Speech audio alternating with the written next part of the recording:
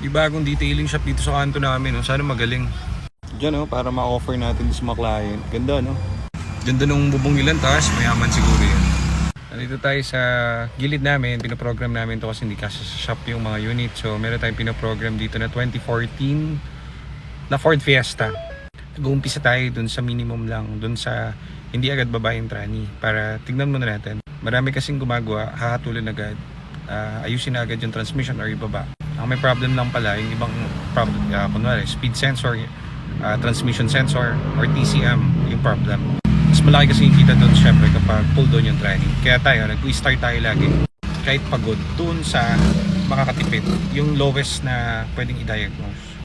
So ito, pinaprogram natin. Bago akong laruan yung VX diag ko. Ito po. So program natin to, tapos tingnan natin takbo mamaya.